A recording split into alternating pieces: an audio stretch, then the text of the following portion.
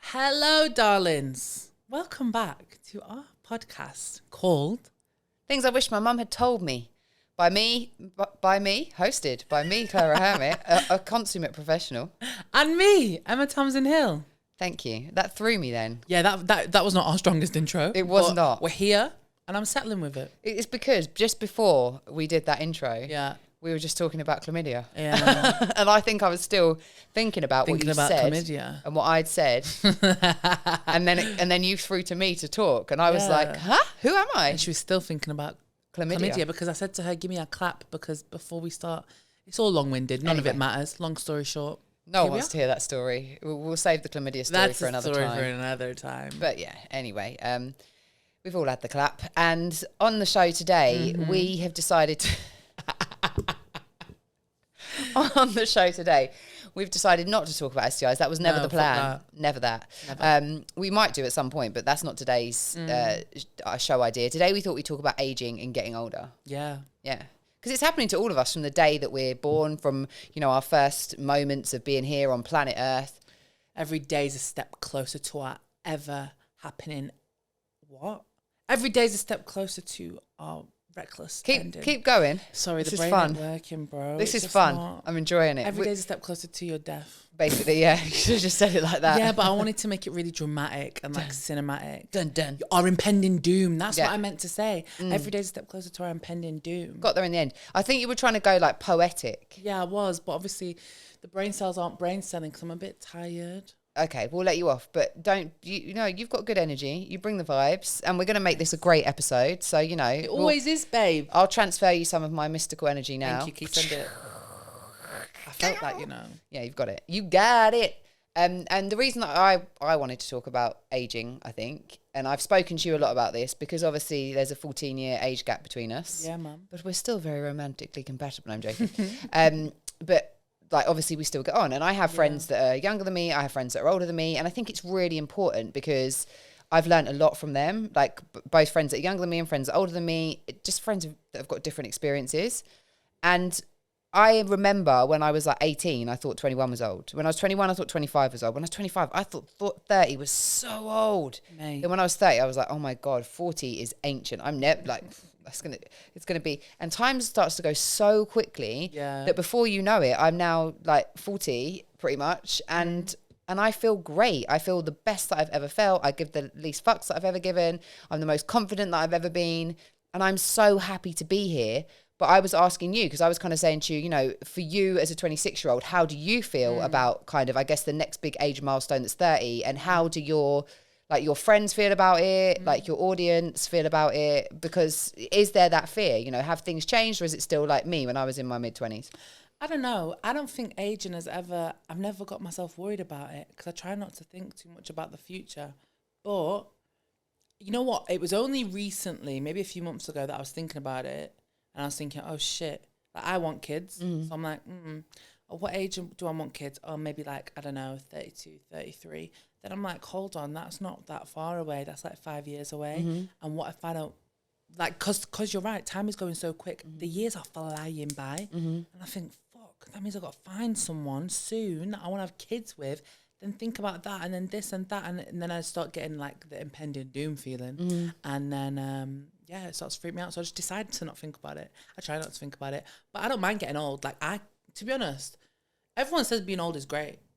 Yeah. And like, to be honest, I can't wait to grow old gracefully. And just when you get to a certain age as well. There's nothing graceful about how I'm aging, mate. I'm going to be unruly. Really? Yeah, fuck it. Of course I am. You can get away with so much. That's what I mean. Like when you're an old, elderly lady, you can do what the fuck you want. No one's going to fucking question you about that because you're an old lady. But I do think, like, again, as women, you know, men turn into silver foxes and become, you know, kind of more attractive and, you know, endearing and all that kind of stuff. Whereas women, you know, a lot of women, once they reach a certain age, will say that they feel invisible. Like they feel invisible because people just don't see them as attractive anymore. Your prime years are gone. Yeah, they like fall off a cliff almost. And I'm just saying, that might happen, but I'm refusing to go down quietly. You can push me, I'll be kicking and screaming. Whereas I see some women, there's a page that I follow, it's called Anne Bloom, and it's run by this incredible woman who's in her late 40s, and she's so beautiful, and she does like photo shoots with other women who might be in their 40s, 50s, 60s, 70s, 80s, even 90s, and like gets their kind of, you know, like take on age and beauty. And it's really inspiring. Like I love following pages that, you know, make me feel good and positive about getting older. And yeah, I don't know. I think women can be like sexy and attractive when they're older as well. But I do think, you know, that there's this like sometimes kind of idea that we should just disappear, you know, like get to a certain age and then, you know. Yeah, then you go into a dark hole to never come out again. Yeah, basically. Into a witch. Yeah, yeah. That just doesn't happen. I think a lot of women, like I look at my aunties, right? They're like loving fucking life now that they're older. But I've got 2 aunties that don't have any kids. And they've both like been married and stuff like that. And I feel like they're living their best life and they're like coming up to 60. Yeah. And I feel like they look amazing. They feel amazing. You're in like the stage of your life where it's like you're probably the most secure you've ever been in your life. Like you know yourself the best that you've ever known yourself. You have financial security, hopefully. Like so you can do what the fuck you want. Ain't got no fucking kids to pay for. And even if you have had kids, you get to a certain age, they've left home. Got your money to yourself again. Yeah. Like my parents paid off their mortgage when me and my brother fucked off. Yeah. And you just have this freedom. But I think when you're young, because everyone tells you like being young is these are the best years of your life and don't wish your 20s away because these are the best years.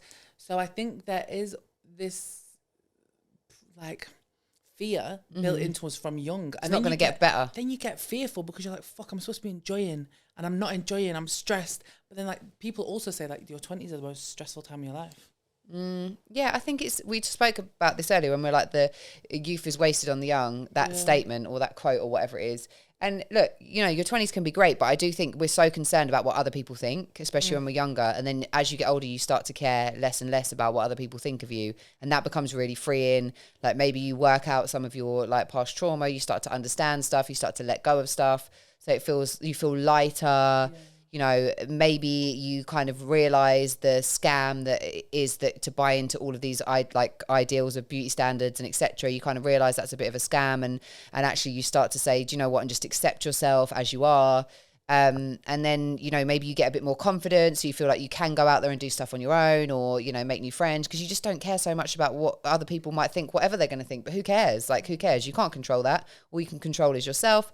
So I think there's all of that. But I do think, you know, especially as women, it's because we've got this kind of idea of like the clock, you know, the biological clock, and which we do have. Like, admittedly, we do have that, you know, that does happen. But I do think that there's, so I was watching a video recently that was talking about the 34-year-old fertility cliff, which is where it's suddenly like at 34, you have half the eggs left and it's you can't get pregnant and blah, blah, blah, blah. And I was watching this girl, she's incredible, on TikTok, and she is a biomedical scientist. And she was saying that the fertility cliff, the idea of the fertility cliff at 37 comes from research done in the 1700s in France, when life expectancy was 37. So it's not to say like everyone's body is so different. You know, I know people who are my age who have gone into early menopause, and I also know people who have had their first child in their like mid 40s. So everyone's body completely naturally. So everyone's body is really different. I know people who have like in their late 20s and 30s had to go and seek, you know, like help to get pregnant, and other people who are, so there is not one rule for every single person. And this kind of idea that there is, and suddenly at 34 that's it for everybody is really, you know, is wrong. But there is this like daunting feeling as well. And I guess like if you're an older mum, I don't know what it's like because I've never had kids, but that feeling of being an old mum, being the one in the playground who's like the oldest woman there, like I feel like even me, I'm like, oh, I don't. That's like something that's been put onto us from society that even I'm like concerned about. Are you? Yeah. Because I haven't got any kids. If I was to have kids, I'm going to be like the old mum. Yeah. But I don't have any concerns about that whatsoever. Yeah. Like, it really doesn't worry me. I don't think, and also like some people can be in their 20s and have like a really kind of what I would call like an older mindset, right? Yeah. And I don't think that's a big thing. I think the most important thing is like, if you want children, is, you know, is finding a way to have them. Yeah. I've got friends that have had like children on their own with a sperm donor, you know, and this is something that right now I'm having to really, really think about. Is like, do I want children? If I do, what precautions am I going to take to make sure that I do have them? And also, do they have to biologically be my children? Would I be okay having a child on my own? Like, these are all questions that I'm having to think of because I just haven't met someone that I would like to have kids with. So I think as well as the kind of physical, and I mean externally physical aspects of aging as women, there's also the internal aspects that we also have to think about that put a lot of pressure on us in terms of hitting milestones and doing things by a certain time. And, you know, that kind of idea, like you were saying, 20s are the best years of your life. Like, you're going to be probably like the most attractive or the most this or the most that.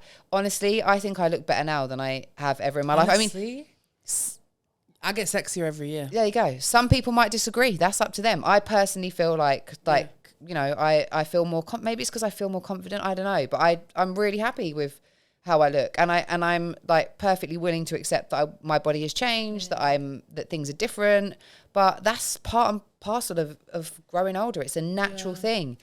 Do you think it's funny, like when you're young, how you want to be older? Like, say you're like 12, you're like, oh, I just want to be like older, and like you have a babysitter that looks after you who's like an 18-year-old. You're like, I remember this girl used to look after me and my brother. She's called Clarissa. And she used to wear this like baseball cap with her ponytail at the back. And I thought, oh my God, I thought she was so fucking cool. Yeah. And like when you're young, you want to be older. And even when you're like 17, you're like gagging to be 18 and this, that and the other. And I need to go out.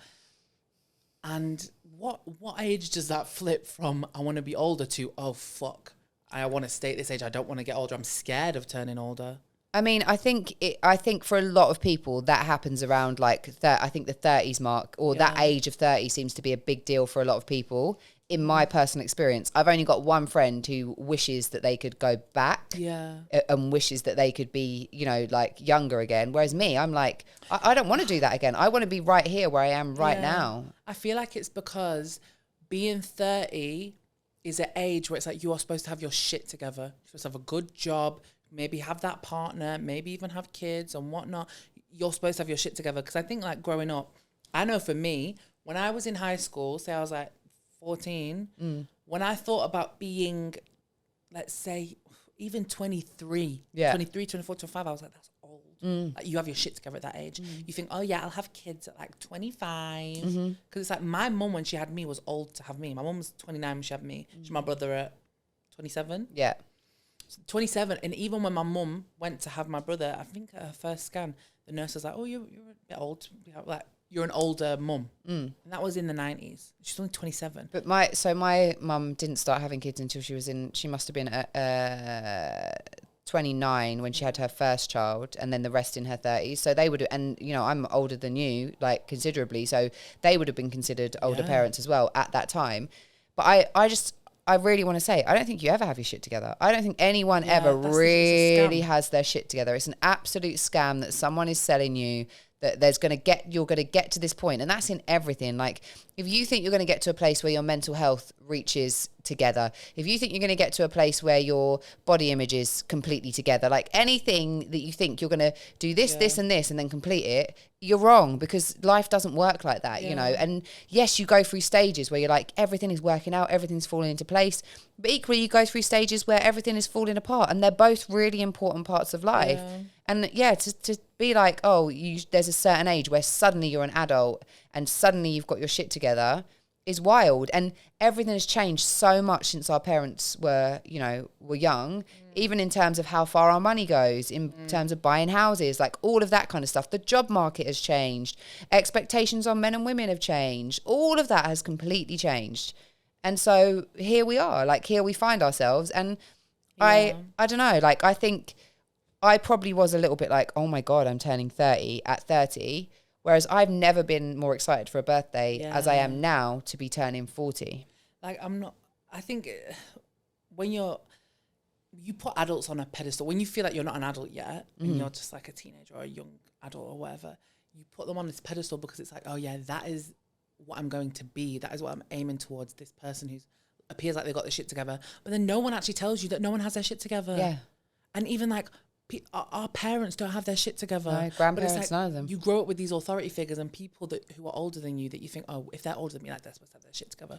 Nah, man. But it's just that no one talks about it. So then when you get to that age, you think, I don't have my shit together. What's going on? Yeah. When really everyone else around you don't have their shit together either. I think as well, I also think like at this point, like social media propels that, right? And I don't think that people are doing it in a way to deceive other people. But the whole point, I guess, of social media is that we show the highlights of our life, like the good parts. So, you know, and people say this all the time, you're comparing like your worst point in your life to someone's like the greatest point in someone else's life. So they're not really comparable, but you know, you're seeing the good part of being in a marriage or a relationship, and there are many good parts, but there's also going to be shit parts, right? You're seeing the best part of someone buying and owning a home, but you're not seeing all the stress that goes with it and the work that they had to put into it and the things that they had to do to make that happen. You're seeing the best part of owning a business, but you're not seeing all of the stress and worry that goes with it. The best part of having kids, but you're not seeing the worst part of having kids, or the days where you're like pulling your hair out, you haven't slept for days, You want to throttle them. you feel absolutely exhausted, you seriously are like, why did I do this?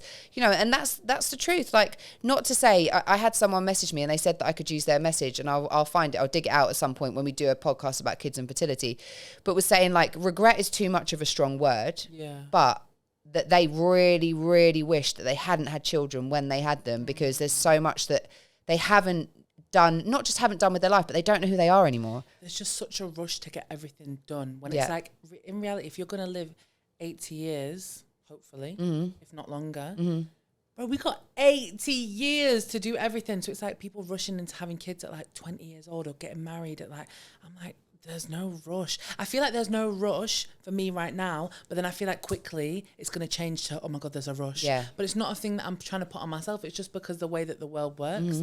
Like, genuinely, I don't know. Let me unpack this. How do I feel about turning 30 in 3 years? Yeah.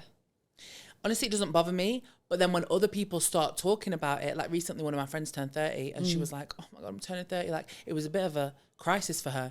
And then when I see her like that, I'm like, should I be bothered? Like, should I be in crisis about this? That's when it starts like getting at my brain and I'm like, I'm not bothered about this, but should I be? Yeah. Do I need to be bothered about this? Yeah. When in reality, when I think about turning 30, I think I'm going to have a big party. That's all I think about. And then I'm like, oh, I'm 30. And then when I speak to my friends who are in their 30s, they're like, oh, it's the best. It's literally sick. Like, you basically act like you're in your 20s, but you have more money and just do whatever you want. Yeah. And you feel freer than when you were in your 20s. And but I do think, you know, like, we do have to ask ourselves questions. And, you know, I guess like some people might look at me and be like, you should be panicked, bro. Like, you're about to turn 40 and you want kids. You're not with anybody. You're single. You don't even know if you can have kids, like all of that stuff. Yeah. But I maybe I have a different perspective. I accept that I probably have a different perspective to people because, and I feel like I say this line all the time, but losing my mum and my sister has made me look at life so differently. Like that I just don't want to feel stress and like I do sometimes. I mean, I really do sometimes, and I can get anxious and I can feel all of those things, but what good is it going to be for me to feel pressured? Like, what difference is that going to make to the situation if I start to feel desperate or lacking or panicked about the fact that, you know, there's something that I want and I don't have the things in place to attain it? Like, how is that going to help me? How is that going to benefit me? How is it going to make my life better? It's not. And I understand that, like, worry does not help us. Panic does not help us. Fear does not help us. I know that they are necessary sometimes. I know that sometimes they're present. But I've had a lot of time to kind of like sit with this and just say, I'm fucking lucky to still be alive. Like, I am here when there are so many people that are not, who wish that they could be. That's one. And I don't just say that. I've seen it. I've experienced it. I know it. So that sits within me, number one. Number two, I have to accept that there are some things that are just out of my control. If I am doing everything that I can to meet somebody, as in, you know, I'm going out, I'm putting myself in situations, I'm using dating apps, I'm doing all of those things, but I haven't met someone, then I can't do anything else about that, right? Like, that's that.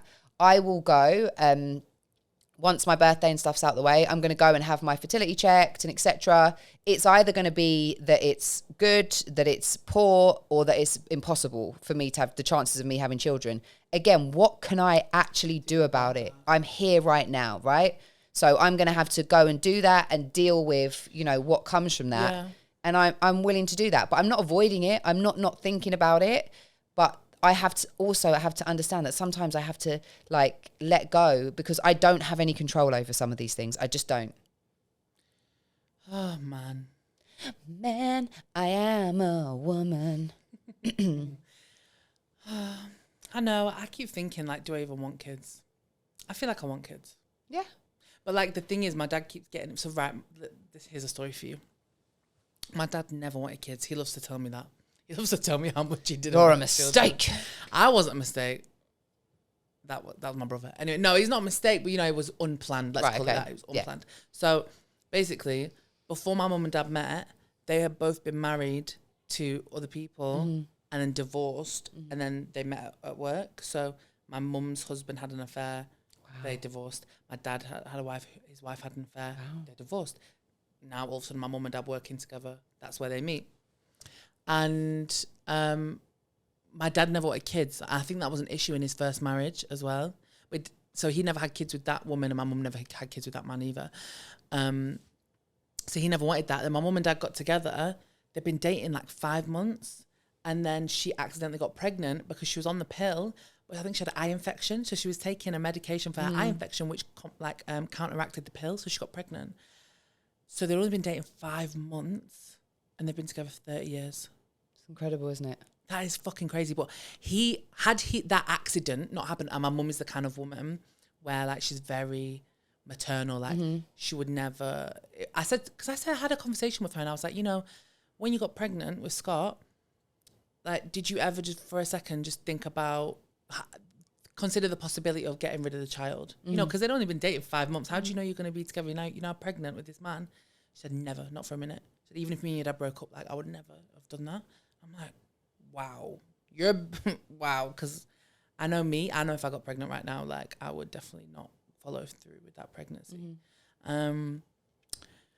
So, like, but because my dad never wanted kids, and then my brother was born, and then he was like, oh, I fucking love him, let's have another one. But he always says to me, like, having kids is not the be all and end all, you know? Like, don't have kids if you don't want to, because both of his sisters never had children either. Right.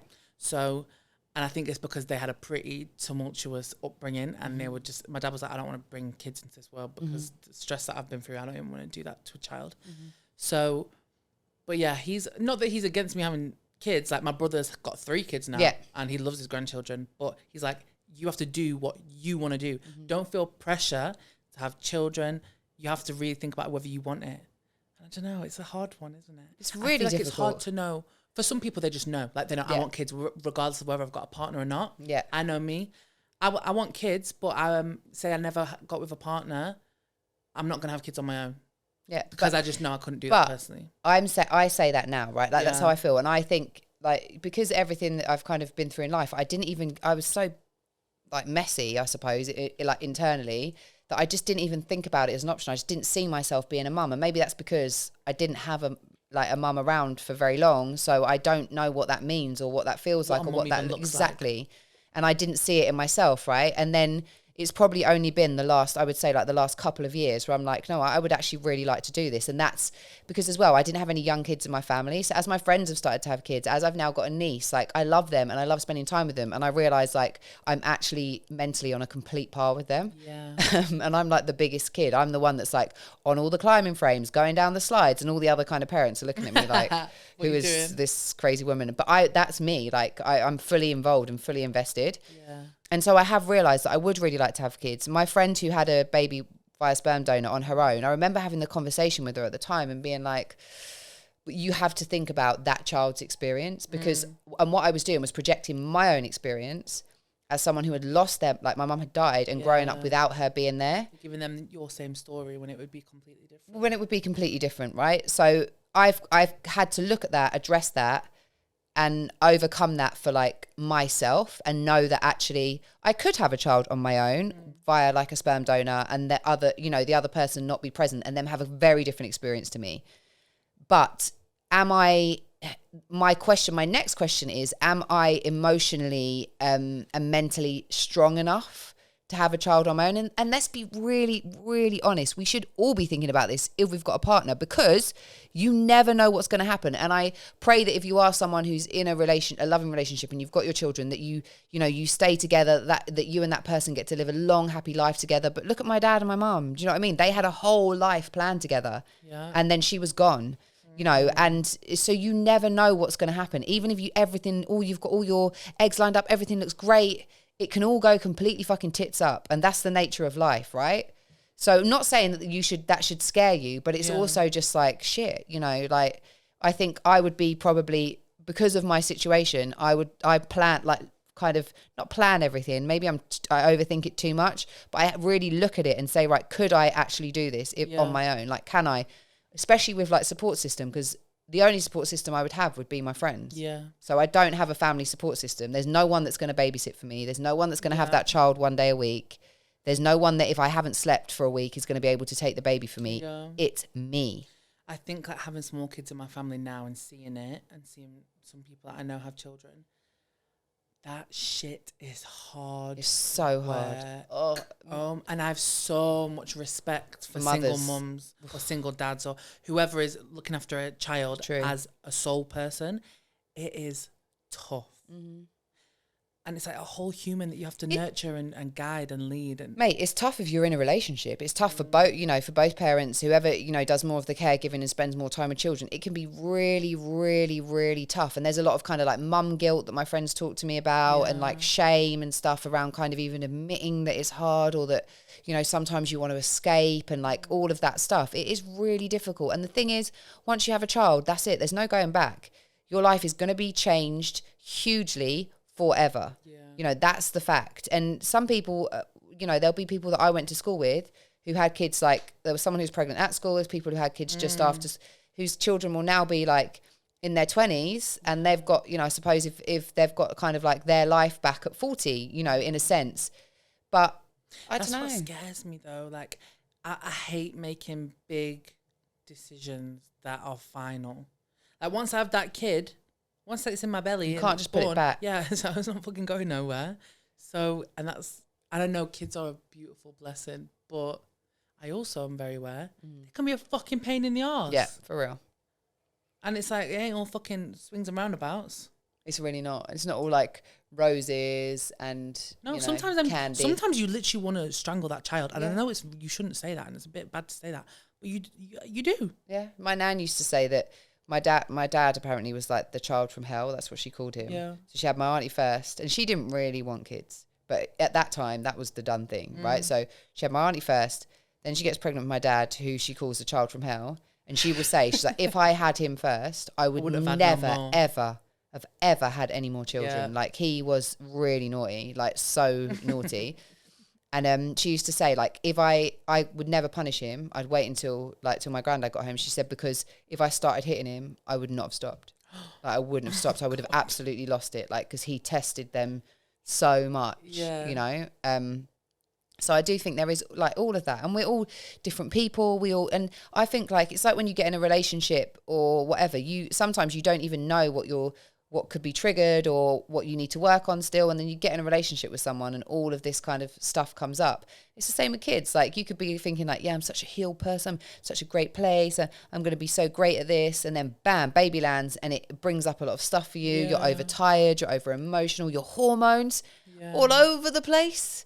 You know, it can be really difficult. And so I think it is a very big decision to make. And, you know, for me, I've kind of got to a place where if I'm lucky enough to still be able to have children and the situation arises and it feels like the right thing to do for me, whether that's with a partner or whether it's on my own, I will do it. But if not, I will find a way to be okay with that.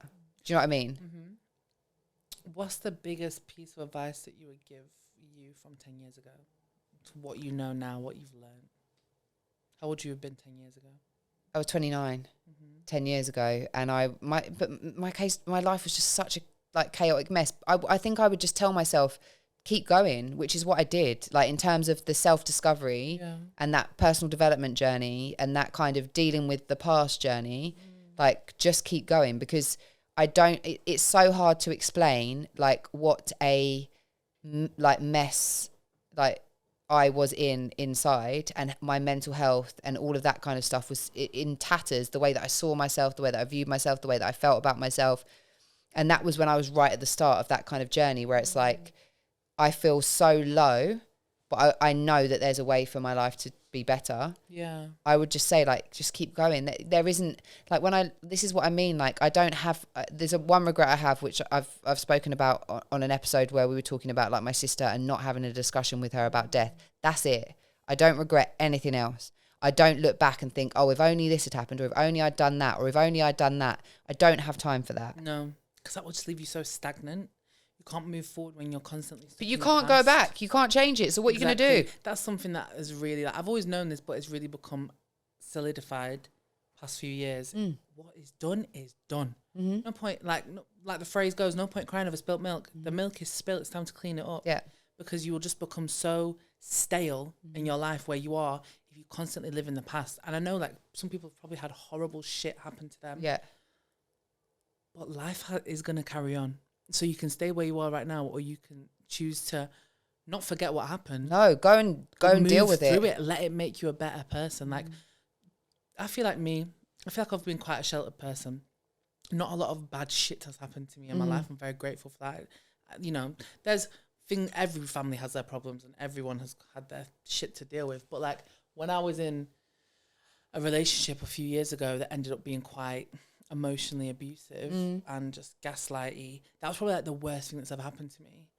And I learned, you know what, I've always said since that situation, that didn't deserve to happen to me, but I'm actually happy that it did, because I became so much of a better person and I learned so much, and I didn't deserve that, and I wouldn't want to go through it again. No.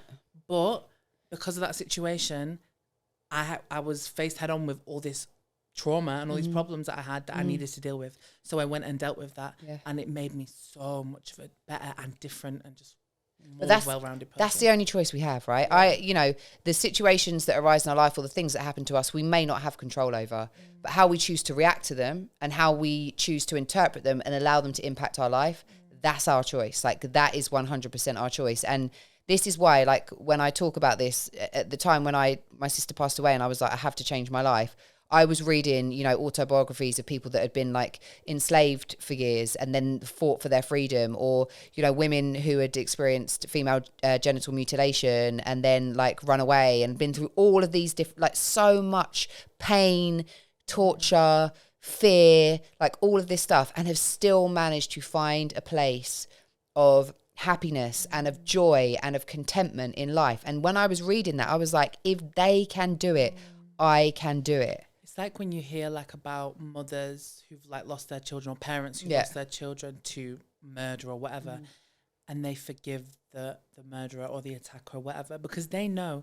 like, something like that, you have to deal with that in your own way and do what feels right for you. But I really feel like that feeling of acceptance of this has happened now, nothing is going to bring them back, it sets you free. It's not actually for them at all.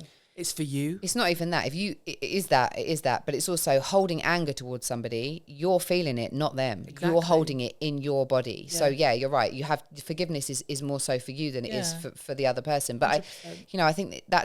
I think that's it's different when you've got someone to blame. Yeah. When it's like you've got someone to blame, sometimes it's, that it gives you, because, we were talking about, on another episode, we were talking about my mum dying, and I ended up blaming myself, finding a way to blame myself that my mum died of breast cancer as a 9-year-old child, because it gave me some kind of control, right? And I think it's like, not to say that one is easier or harder than the other or anything like that, but yeah, I think again, it's that, like, that blame thing. It gives you somewhere to direct that pain. And I think, like, when you are feeling that amount of grief and sadness and everything feels all over the place, having the reason for why it happened, like, when there's no reason, it can just make it so much more painful. And it's like, if you can sort of rationalize it in some weird way, it makes you feel more comforted. Yeah. Even if that's from a place where you're blaming yourself. Yeah. Yeah.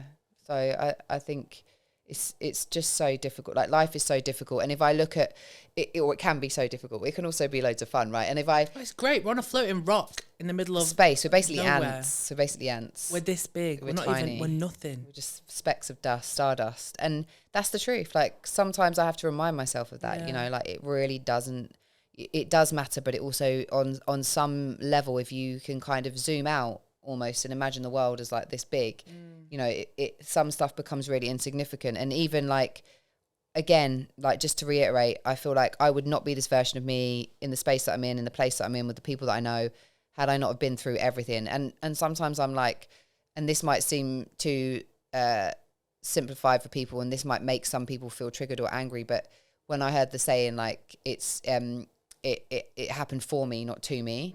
Like, my mum, I'm not saying that my mum died for me or that my sister died for me and that's why it had to happen. I'm saying that post those events happening, I'm going to look at it like it happened for me, because that then makes me look at the situation and think, what can I learn from this? What positives can I take from this experience? As opposed to, it happened to me, and it makes me small. I've got no control. I can't change how I feel. My life is trash, like in that kind of victim mentality.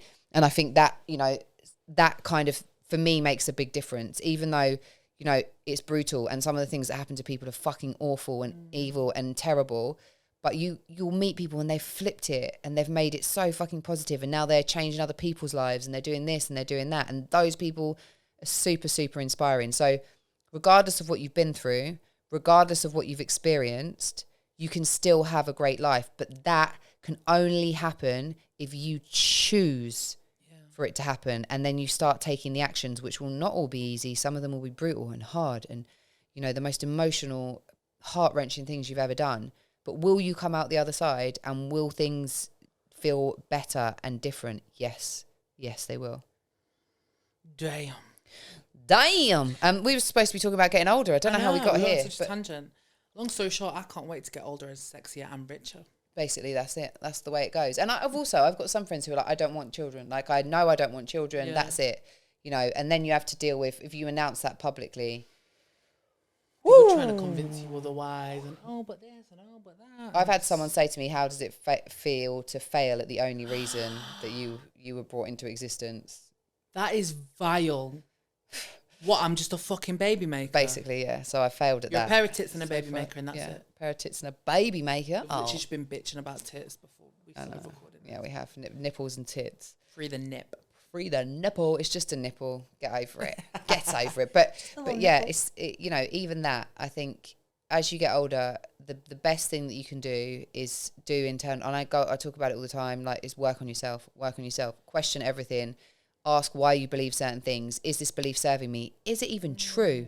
Like, some of the things that you believe about yourself, that are the beliefs that control your actions, control how you show up in the world, control what you do and don't do. They're beliefs that come from your childhood, and they are categorically not true. Yeah. Once you question them, you say to yourself, is it even true? Like, no one likes me. Is it even true? Which used to be one of my beliefs, right? But I have friends and I have a family, but I walk into every situation believing and feeling no one likes me. Not wondering, I knew they didn't like me. Like, but when I had to start questioning those beliefs, there's a woman called Byron Katie. Her story is incredible, and she has a system. It's called The Work, and she calls it written meditation or self-inquiry, and it's asking yourself a series of questions. It's mind-blowing, because once you start to do that, you realize that a lot of your subconscious programming or your subconscious belief system that controls 95% or even more of what you do is from your childhood and is categorically not true. But you've allowed it to control your actions, your body language, how you show up, the choices you make, everything. Because you were so misinformed back then that you didn't know that you were just a little baby. But what it is that mind is, people will say, like, from the womb to 7 or from till 9 or whatever. Anyways, when your brainwaves are in a different state at that, like almost like a slight hypnotic state, because you don't know anything about the world and you need to learn the rules of the world to survive. Some of those rules are really handy, you know, like fire is hot, it can burn me, like all of those things. But what you're also doing is you're observing, as a child, and you might see your mum and dad always arguing about money. So then you associate money with maybe pain or anger. So then you have this. Or I need to make it so I feel secure and I don't have to go through that. But you probably wouldn't make that assumption, because you don't have at 7 years old, at that young age, you don't have the ability to critically think. Yeah. You just go, that equals that. And then that becomes an ingrained belief, right? Or like love or marriage is sadness. Say if your parents don't get along or argue or whatever. Yeah. Or violent, or, you know, whatever it is. Or, you know, if I love somebody, then they can abuse me. Like, whatever it is that you've kind of grown up with, like, you can have those, and then you wonder maybe why you get into the same kind of relationships, or why you have a bad relationship with money, or, you know, why you, like, it might have been that your mother figure was horrible to you, so you made an assumption about women. Women are like that. It's kind of like an assumption that we're making as children from a uninformed perspective, and just assuming things. Like, it could be something really small. Like, I think the no one likes me thing for me, I remember like as a child, I was super like really empathetic and compassionate and loving and kind and friendly. And I remember like my first kind of experience of being around other children. I've got big feet. My feet are a size 9. And even when I was a kid, I had big feet. And my older sister was small, tiny, petite. I had her plimsolls, right? And I remember these 2 girls, and I can remember them. I know exactly who they are. Even now, I might have been 3 or 4, laughing at me and saying I have clown feet. And it changed. It hurt me so deeply. Like it cut. I can still remember it now. And I think, but I think that's where the no one likes me belief even stems from, at that young age. Because at that point, my perception of the world completely changed from something so small. So we have to be willing to question like everything. Yeah. And they say like everything that you do in your adult life, your behaviours that you exhibit, your ways of communicating and whatever, all stem from your childhood. Which I think's interesting, isn't it? Because when you look at how a lot of people act, like even like world leaders or grown-ups, and you're like, they're really acting like a child. Yeah. Mm-hmm. Yeah.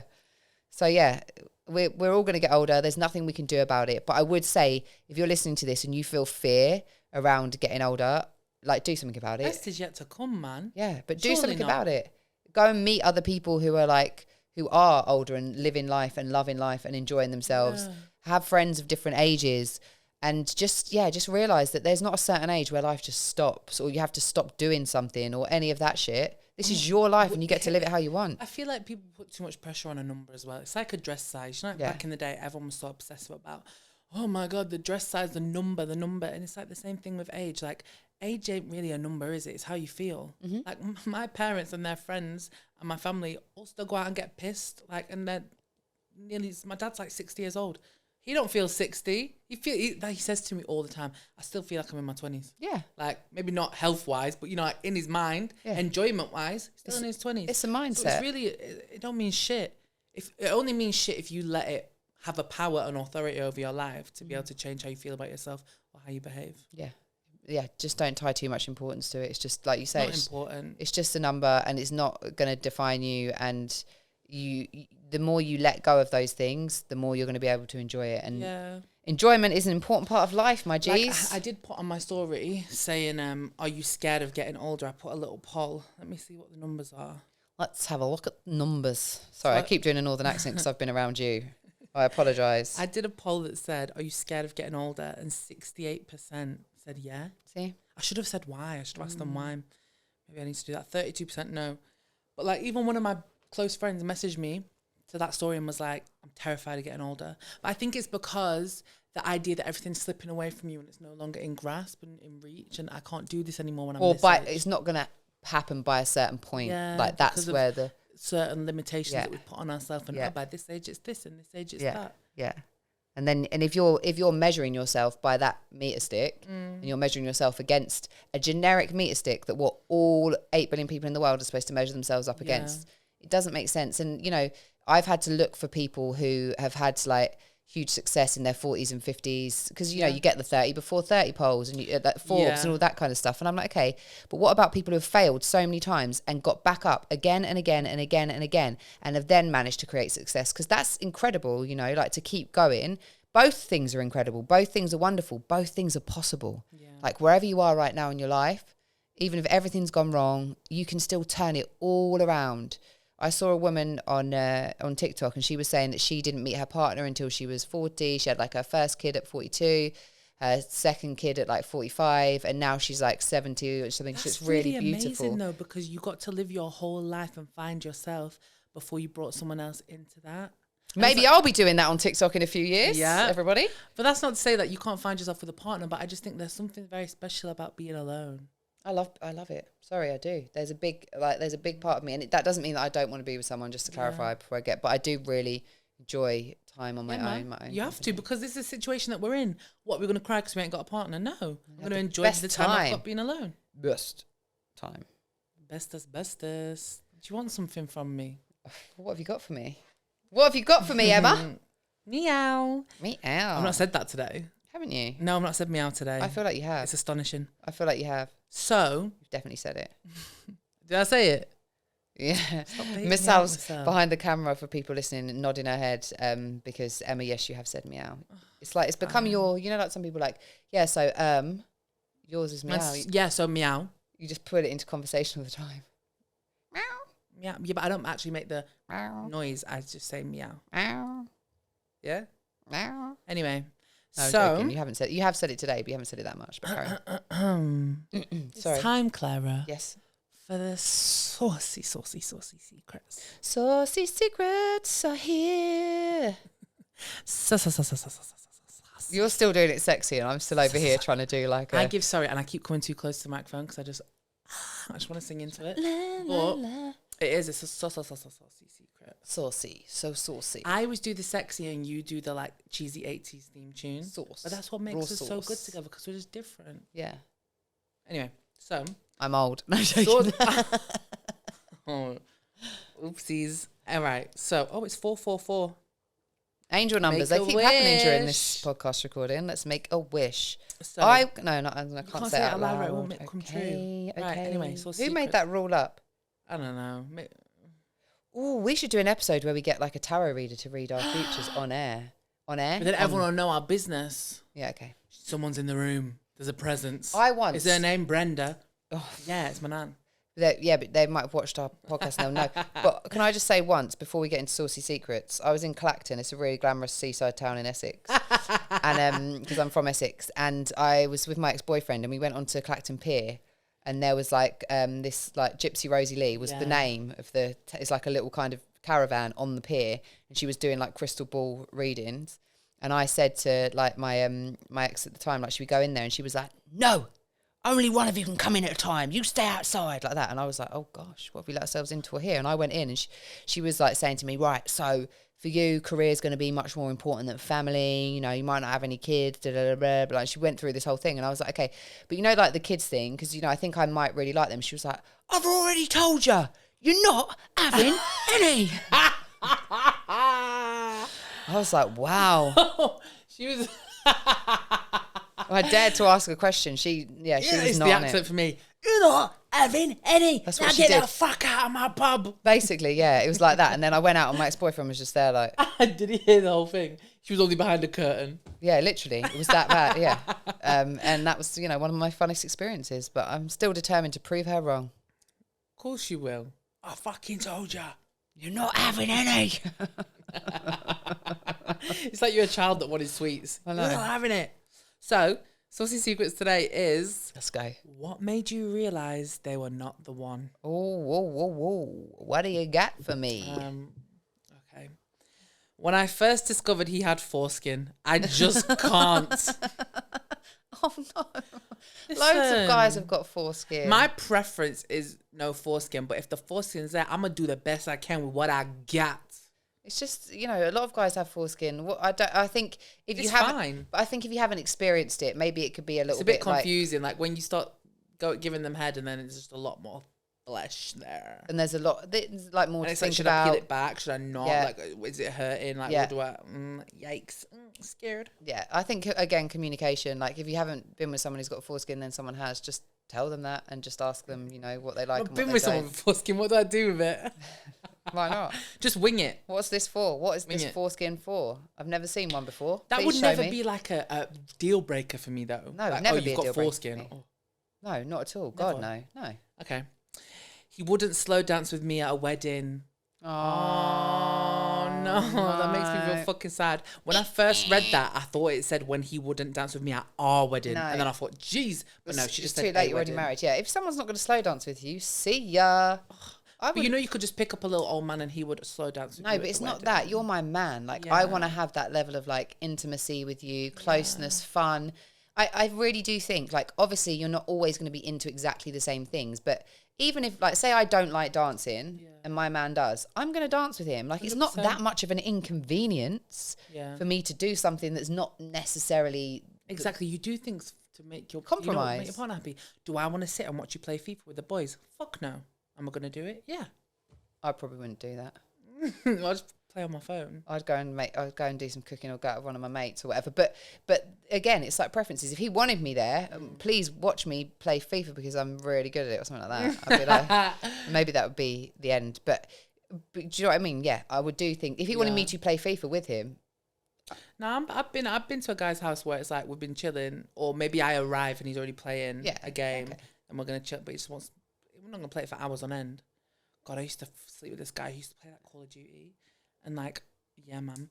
So I'd turn up at his house and he'd be on the headset and everything, chatting to his mates. I'm thinking, will you fucking get off the headset? Yeah, I'm here. Jarring. Yeah, that's jarring. But he was real good in bed, so I just let it slide.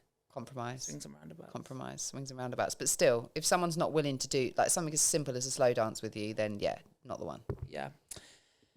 When he tried to convince me that my weight gain was the reason he was unhappy in life. Wow. That's a big fucking yikes. That's really got nothing to do with someone else's I'm happiness unhappy. Or unhappiness. Because you've put weight on. My whole life is unhappy. Then because fuck off you. then. Yeah. Like, but imagine saying that to somebody. Imagine being that self unaware, and willing to even look at yourself and take any kind of accountability that you'll put everything onto someone else. It makes me very scared that some people are in relationships that are so dependent on how their partner looks. Yeah, that terrifies me. Yeah, like what? Because when we get old, I'm gonna be wrinkly. Yeah, and what are you gonna do then? Exactly. I'm not gonna like this forever. No, it's not going to be and like also, that forever. Where is the self-awareness for how you look? But not just how you look, how you feel. How can someone's weight gain change how you feel about your life and your experience? Bruh. To where you're blaming your unhappiness on someone putting on weight. It does make sense. It cannot make sense. It don't make sense. It's like, the math ain't mathing. The math definitely is not mathing. That is the equation that will never make sense. Get him in the bin, girl. Okay. I'd roll my eyes every time they entered a room. Like, oh my God. Have you ever been around them people you think, just shut the fuck up? I've dated someone before. You know, when it gets to that stage and you're just thinking, everything they say, I'm just thinking, shut. Yeah, I have. It's really annoying. You're actually really annoying. And fucking know it all, weaselly. Like, no. It's to be fair, like sometimes it's not their fault. I think there was once where, people were like, Clara, you need to give like different guys a chance and et cetera, et cetera. And I met this guy and he was really sweet. I knew that it wouldn't work, but I was like, no, give it a chance. We're going to try. And it ended up that he really annoyed me. And this way you should always trust yourself because it's like you try new things and you think, well, I was right the whole time. You were. I was, yeah. But you just need that to prove that to yourself before you can be. Yeah. Okay. This one's very specific. Their whole personality was tiling. I don't need to hear about new colours of grout. Please. Not the grout. His whole personality was tiling. Imagine. That's it. Just a tiler. I just love a tile. Love a tile. Got a ceramic tile, the subway stone tile. I love a subway tile. Me. Slate one. Oh, lovely. Marble. I like a big tile. Like, you go Spain and that and they have the beautiful terracotta tiles. Oh, fuck me. Whole personality. Tiles. The grout. Grout. Care less about the grout. Imagine like you go somewhere and they come out and they're like, have you seen the grout in there? That grout in there was fucking lovely. Imagine you go to a hotel. Yeah. Imagine you go to a hotel with this guy. He'd be like, look at that grout. No. Want to check all the bathrooms. You go on a romantic staycation. He goes to the bathroom. He comes out. He's fucking fuming.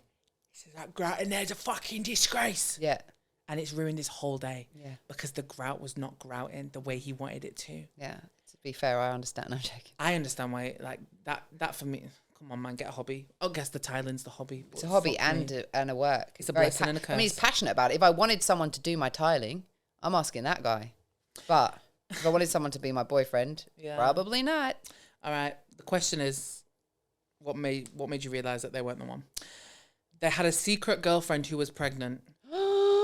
Dun, dun, dun. What in the EastEnders is going on? Oh, no, I'm so sorry. I'm sorry for the girlfriend. I'm sorry for you. Sorry for the baby. Please don't do that. Just don't do it. It's just treacherous out here. Ugh. Okay, you got another one. He was ginger. Justice for gingers, man. Yeah. What's wrong with gingers? I love a strawberry blonde. I've had a couple gingers in my time. I can't say that. I don't know if I have, actually. I have. Yeah. Love that. Love that for me. Yeah. Nothing wrong with a ginger. At 22, he had a toddler tantrum in Leicester Square because he didn't want to walk anymore. Bro, that was me when I walked in this morning. I literally walked through that door and I said to myself, I was out of breath. My bag was so heavy on my shoulder that my chest started hurting, right? You know when you carry your bag and you're at primary school, not primary school, just at school, and it's so heavy that your back hurts, and I start getting pain in my chest. I walked in this room, I was sweating. I said, I'm sweating. I just fucking hate London. Like, you have to walk so far everywhere, and this, that, and the other. That was me. But I don't know if I'd throw a tantrum about it. Yeah, an actual tantrum as well. Someone having a tantrum in public is the most fucking humiliating shit. Because I tell you what, like, my ex, like, I didn't give a fuck. Like, he, maybe not a tantrum, but you know when someone does care about hiding their emotions or if they're in a bad mood, he would do it in front of my parents, he would do it in front of my friends. Yeah, it was embarrassing. Mortifying. Yeah, it is. Because everyone's looking at you because they're thinking, is this what you put up with? Yeah. So embarrassing. And they're also like, what is the problem? Like, what's Isn't it? actually Nothing the problem? is that deep. Nothing is that deep. Yeah, I've had an ex-boyfriend like that as well, and I wonder if it is like something because they're just for men. It, like, I guess expressing emotions and communication can be really difficult. It can be difficult for women too, but you know, especially for men, that everything is, again, you know, like that kind of where there's a build up, and they don't know how else to deal with it, and that's just how it, you comes know, out. Yeah, that's just how it comes out, and it's not productive at all. Ordered a fancy meal, but not a drink. When I asked why, he said he couldn't afford it. Oh. Not the fancy. This is just do what's in your means. If you don't have money for fancy food, don't go fancy food. Just go Nando's, because then you can get a bottomless drink as well. Yeah. Yeah. Do what's in your means. You don't have to do expensive dates. You can literally make a lovely date with less than £5. What are you getting? You can't get a meal deal for £5, Emma. What planet are you on? Listen to me, right? I've got dates, ideas. I literally have a notes page on my phone with different date ideas. You can for a £5? Yes. Go on. Listen to me. Talk me through it. So, all right, give me £10. Maybe not £5. £10. Okay, yeah. You can stretch to a tenner, right? A tenner, 2 meal deals off of Tesco's cool. and a picnic. No. So, you go Aldi or some cheap shop, yeah? Get a bottle of wine, £5. You can even get cheaper than that, like £4.50. Bottle of wine, £5. Picky bits. You get some little picky bits, right? And then you just go on a nice day, walk together, go to the park, sit down. You don't need a picnic blanket. Just take one of your coats and sit your coat down. You're having a picnic in the park. That's less than £10. Yeah, I mean, I would need at least 2 bottles of wine.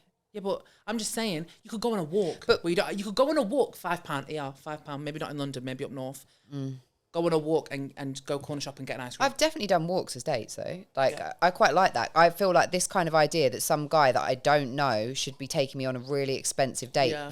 Like, if I'd met someone and we got on and they knew that they liked me and they were into me and vice versa, and they wanted to take me on a nice date, cool. If I've never met you before, which is a lot of the time the what we're doing and dealing with right now because of dating apps, if I've never met you before ever in my life, then I'm not expecting you to take me to somewhere really plush and expensive. I'm expecting you for us to just meet, and it can be really quick.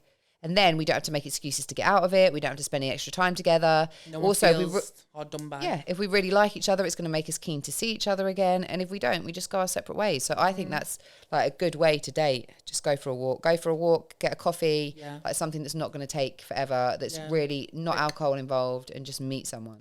Love that. I had to tell them to shower. Oh, no. We need to stop parenting these grown fucking men. Please. Personal hygiene is the key, everyone. I don't get how people don't smell themselves. Yeah, but if you're used to living with your smell, maybe you don't. Maybe it just doesn't bother you. But I mean, sometimes I like smell myself and I'm just like, horrible, you know, on the odd occasion. And I feel like I need to tell everyone that I'm in close proximity to, because I'm just like, just so you're aware, I know I smell at this point, and I don't know what the reason is. I did it at work the other day. I was sitting on the radio and I was like in the studio and I'm like, and literally, the producer was looking through the window and I'm there like this, sniffing my actual armpit. And then I was like, had to explain to her, and I was like, I really smell. And sometimes I think it's because, so basically at the moment, my friend is doing her training as a beauty therapist and she wants to do waxing. So I was like, cool, you can do my... You're growing your hair out. So I'm growing my hair out. And whenever I don't shave my armpits, it makes me smell more and it makes me sweat more. Yeah. So I think that might have been, you know, one of the reasons why I was stinky at work. But I felt that I was then like, oh, yeah, sorry, I smell a bit, you know. But it was like sweat mixed with deodorant, you know, it's like that. The masking. Yeah. Not the cleanliness. Yeah, not the cleanliness. Oh, this one's sad. The constant pain in my chest and the endless promises that were never kept. It's sad, but she's put like... Not the one. I'm laughing because I feel the same. Yeah. That chest pain. Oh... We're still here. We're still here. You've done it again. You've done it again. You said this was never going to happen again, and here we are again. Yeah, I hear you. Just you get to the point where it's like this is just pointless, bro. That's where I'm at now. You stop being upset about it, and you just get to a point where you think, "This is what we're doing again." Wow, I'm tired.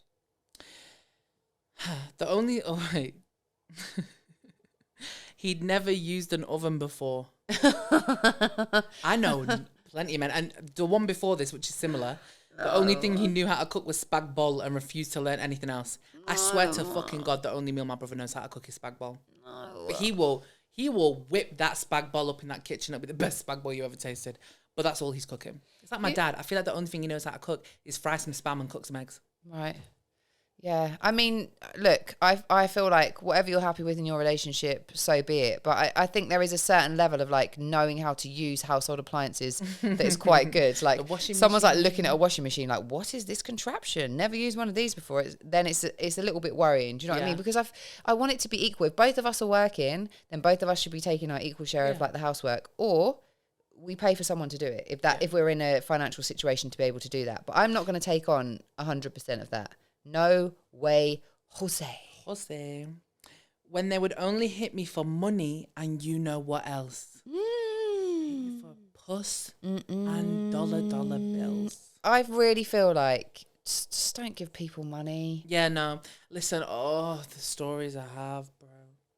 I know I keep talking about my ex, but I swear to God, I was I'm a generous person. I'm a generous soul. Yeah, we've all been there. And I look back and think, bro, you was getting rinsed. And it happened. I let it happen right in front of my face. We've all been there. We've absolutely all been there where we've let that happen. But yeah, I think that is like, you have to, there just should be balance. Big time. There should be balance. And I think whether you're like man, woman, like whoever you're dating, whatever, gender neutral, anything, like you're in a relationship with another person, or more than one person, whatever it is, there needs to be some kind of balance that you're happy with. Like that's all it is. And, maybe that balance is someone is supporting more financially and someone else is supporting more with like whatever the balance is, the balance needs to be there. That's all I'm saying. So that both people feel like supported and compensated, and that's it. Watched him kill a wasp so violently that he broke his fingers. Anger issues much? Not broke his fingers. What was he doing? Like, did he do like this? Or did he do like... Yeah, but you wouldn't just do that to a wasp, would you? Because it would get you. He felt real macho. Do you know what my dad does to wasps? He goes like this. Waits them to fly in between his hands. Just goes like that. Yeah, but I can never catch him. He's quite good at it. I can never catch a fly when I try and do that. They're too fast for me. I don't. I'm vegan, so I don't do that. But my cat, on the other hand, if I don't see a creature and let it out of my house, she'll kill it. What kind of creatures have been in your house? Spiders and that? Yeah, spiders, flies. Like, she's an expert at getting flies. I'll find them dead everywhere. I don't know how high she climbs to get them. She'll spend hours until she catches them. She's really good at it now. I watch her with her paws and she's intent on it. She's so pretty. She studied life and now she catches flies. When I asked for a kiss in public and he said no, that's too much. We had been dating for 6 years. No, that's too much. That's way too much. Fingers touching. Okay. We can do this. We can do this. Me and my besties do this. But kissing? No. I kind of get it though, because I'm not a PDA person. Like, I do feel kind of awkward. Like, but if it was my partner, my boyfriend, my girlfriend, I would kiss someone in public. I wouldn't do like a proper set, like, snob. Yeah. But I'm a very affectionate person. Yeah, so like touch them, stroke, hug. But like, say if I just met someone on a night out, there is no chance in hell that I'm going to be snogging you in the club because there's people watching. Because I watch people when they snog in the club. Oh, it's horrible. I think I did that recently when I was on holiday. I think I snogged someone. Some people don't give a fuck. I remember when I was in Italy last year, there was this couple. And they were just literally they were against the wall. Her arms were up and they were going at it. And I thought, Jesus Christ. Getting a bit carried away. I felt like I was watching like a soft porno. Yeah. Yeah, when it's like that, it's too much. I've seen someone straddle someone kissing them. And I'm just like, okay. It's just a lot in front of all these people. But maybe they like that. Yeah. Maybe they like knowing everyone's watching and feeling uncomfortable and it turns them on. Maybe that's their thing. But then again, we didn't consent to watching that. No. You're shoving it in me face. Stop it. I didn't come here for that. But I do think that, yeah, if someone wouldn't kiss me in public, even when if we're together for any amount of time, that would be weird. Yeah. You got to go. Yeah. Last one. When he said that if we were to be a couple, he would not stop liking half-naked women's Instagram pictures. He said, yeah, I love you in that. Like, you're my girlfriend. But Sarah Double D is on the Instagram and I'm not going to stop liking her pics. Just look at him, but just don't like him. Because that's like, if you're so intent on like, make another Instagram account where you can do that. If you know it pisses your girlfriend off, but I don't like, just don't get him. You can look at him, just don't like him. Why have you got to like the pictures? I'm not going to lie to you, I do find it kind of cringe when like guys follow like loads of girls. Oh my God, that's one of the first things I check. Like if I meet someone, I go on their Instagram and look at who they're following. And if it's, because if I look at who I'm following, I would say it's like pretty 50-50 men and women, like all different kinds of people. If theirs is just like all girls, that's a real red flag. I look at when I'm chatting to a guy and he's like, oh, can I have your number or Instagram or whatever? If we do Instagram, right? Yeah. And he gives me his phone to put my Instagram in. Yeah. I look like, you click to search. I look at all the other accounts that he's been searching because I'm like, oh, look how many, have you been searching girls or you've been asking girls to give them your Instagram? Yeah, interesting. I love to do that. Good tip, mate. I like it. To do that one. Yeah. I don't know. I feel like, look, if you're in a relationship, you have to together decide what's acceptable for you and what's not acceptable for you. I suppose, like, I don't have time to be checking whether someone has liked someone's Instagram pictures. If they're not messaging them, not talking to them personally, like, I'll be really honest. Sometimes I go through TikTok and I'm like, Instagram and I'm like that, just tapping like stuff and not even really aware of what I've liked necessarily. And it's not a big deal. Like, let's stop putting so much. At the same time, if you've asked your partner to stop doing something and they're not willing to compromise on it, bit weird. But also, does liking someone's Instagram picture mean to me personally devour them? No.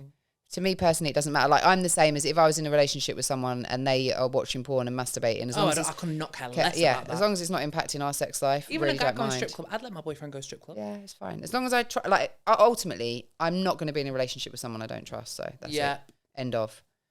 Simple as done. Done. We're out. We're at the end of another episode. The end of the episode. This has been the things I wish my mum had told me.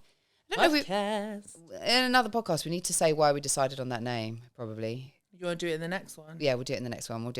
Might not chronologically be the next one for this, but it will be in one of them. If you listen to all of the podcasts, you'll find out the reason at some point. It's like a mystical treasure hunt, you know? If you're listening to this or watching this. Try and find it. Try and find the reason. Fun fact.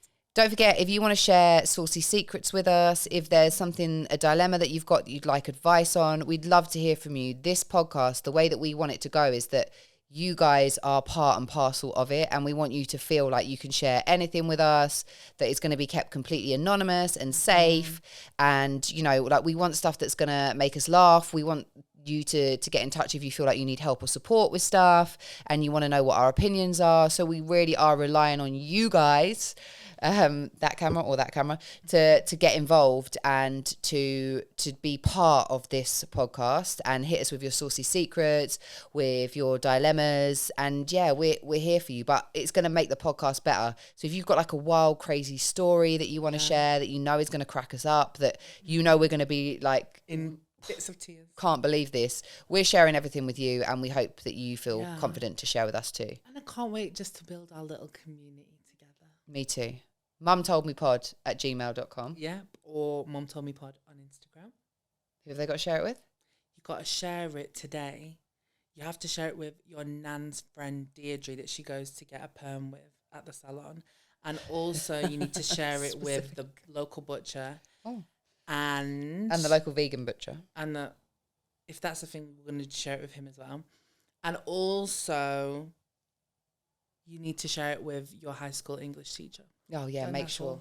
Mrs. Early, sharing this with you. Okay. Bye. Love you. Bye.